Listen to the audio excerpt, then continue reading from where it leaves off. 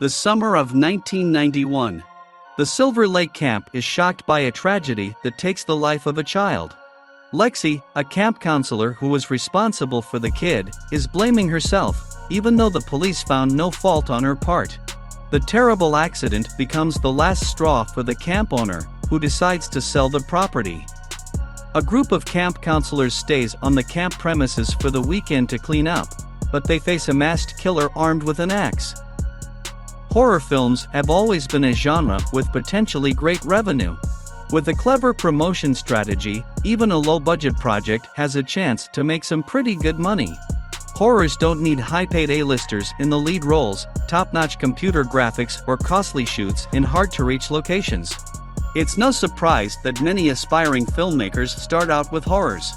Thus, the horror genre is packed with fan films that garner attention and publicity because they pay tribute to classic franchises, whether through story, visual style, or cast. Final Summer is, basically, another indie fan project that got a theatrical release after making its way to a couple of horror film festivals. With this movie, director, producer, screenwriter, cinematographer and editor John Isberg pays homage to the classic slashers of the 70s and the 80s, before the Scream franchise shifted the focus towards postmodernist, ironic detective stories. Final Summer has Friday the 13th and Halloween written all over it. Isberg wanted his creation to look and sound like a lost slasher from the past. And while he did a lot of things right, he also failed at one major thing. The thing is, slashers traditionally rely on exploitation. They exploit a deep-rooted fear of pain, as well as an interest for graphic violence and sex. Those who make slashers must be able to create suspense and tell a story in a more or less cohesive way. But on top of that, they are expected to understand that slashers make for a rotten genre that plays on the viewer's primal instincts, and does that openly, without a shade of embarrassment or guilt.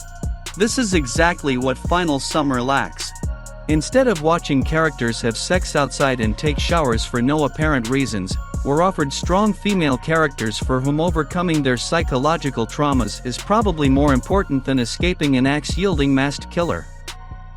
Shortly before the film started to shoot, Isberg launched a Kickstarter crowdfunding campaign, coming forward with 4 stretch goals. He was asking for $15,000 to get the film into production. With $30,000 in his pocket, Isberg promised brutal killing scenes. $40,000 guaranteed a jaw-dropping finale with a bloodbath. With a budget of $50,000, the filmmaker could afford to spice up his movie with stunts. The campaign raised a total of $16,000. So, alas, most of the killings take place either off-screen, or in total darkness. And instead of a gory final massacre, we got a pathetic parody of a fight in a swimming pool and a character coming to terms with herself in a hospital ward. One needs to give credit to Isberg nonetheless. The film surely stands out through its cinematography style and vibe. On top of that, for the role of Sheriff, Isberg secured Thom Mathews, the star of Friday the 13th Part 6 and The Return of the Living Dead. Although the movie only runs 80 minutes, you still get an occasional urge to hit the fast-forward button. But overall, it's a good attempt to take nostalgia-stricken slasher fans back to 1984.